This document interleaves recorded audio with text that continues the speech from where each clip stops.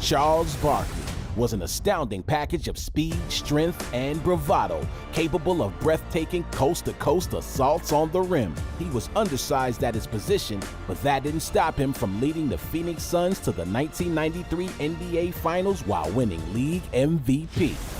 I'm a bad dog. Here comes Sir Charles. Whammo! Charles Barkley, the round mound of rebound. What made Charles so great is because you always hear the term size doesn't matter.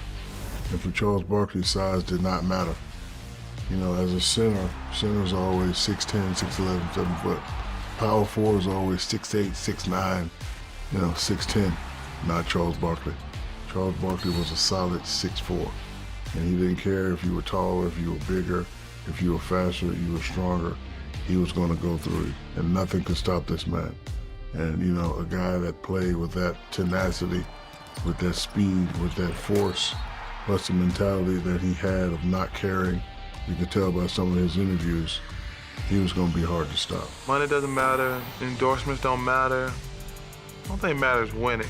Chuck was just different, man. Like, you know, he's small, but man, the things he could do on the floor, you know, most guys have the physical tools and the look that goes with that, but Chuck, he didn't have that, but there was just nobody better at creating space to get to their spots.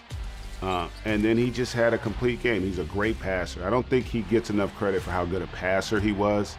And you talk about that kill gene, where when it was time, that guy delivered more often than not. And I always admired Chuck too, because I just never felt like anybody had more fun playing a game than Charles Barkley. One of the great power forwards, particularly at his size, of all time. I mean, just dominating, physical, athletic, mentality. He was a joy to watch. I mean, we loved Barkley. I wasn't a big Sixers fan, but our man Barkley, he was, you watched him like you knew it was going to be elite, high-level, explosive basketball. And then he became this incredible personality and a television star, media darling. And to the point now where I think if you're not old enough, you don't really understand or appreciate just how good he was as a player. As entertaining, as successful, as famous as he is as a broadcaster. He was the same thing, the same level as a basketball player, one of the best ever. I don't even know if you appreciate from watching old footage. Like, you had to just lace him up, go bump with him, see it for yourself. Man, this guy right here was incredible. Miller underneath, off the backboard. Oh, and the Suns win it. Charles Barkley.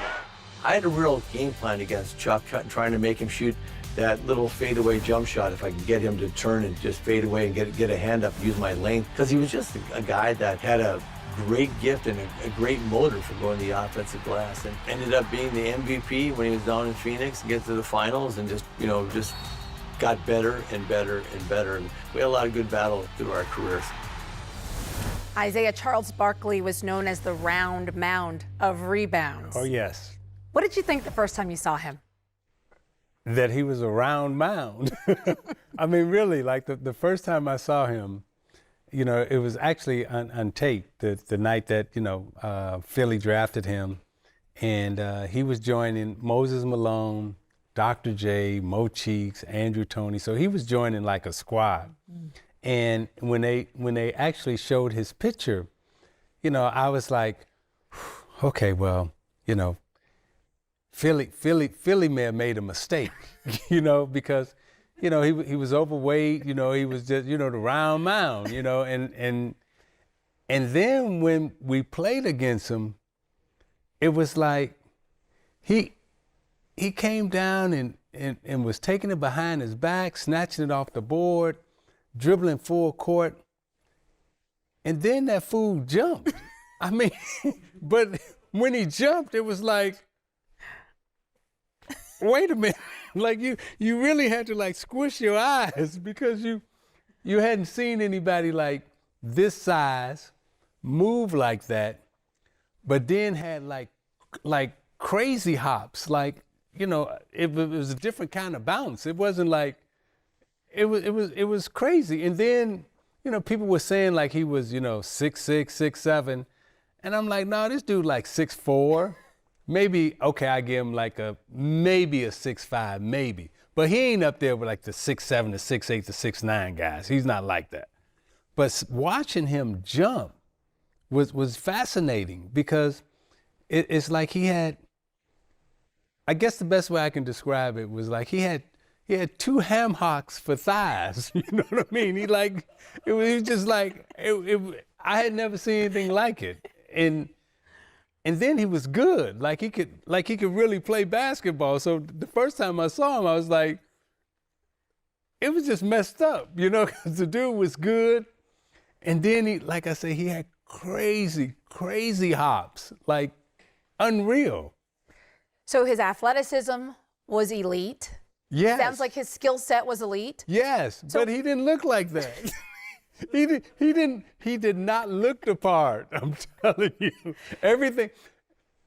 And I guess that's why he's been so great on television, right? Because he broke the mold in basketball, and then he broke the mold in television. Mm-hmm. So when you look at Barkley now in terms of television, when we were first coming up, guys like him, they didn't let on television. Mm-hmm. Like it had to be a certain body type, certain facial type, whatever. Like he broke the mold.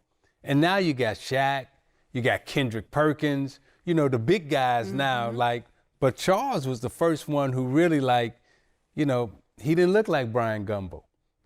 You know what I mean? He didn't, he not only on the floor, but off the floor, he really truly has been a game changer in every sense of the word.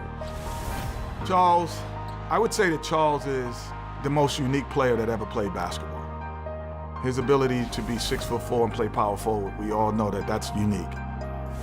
And he is 6'4", he's not 6'5". And his ability to create double teams. I always say there's about 4 or 5 guys in the NBA. This is when you know how great you are. Michael Jordan, they said there's an illegal offense rule. Kareem Abdul-Jabbar, there was a rule, no dunking because of him. Charles Barkley, they were like, you can't back down for more than 5 seconds. They changed the rule because he was so good. That's when you know that you're on a different level of the playing field, that they're changing a rule just based on your skill set.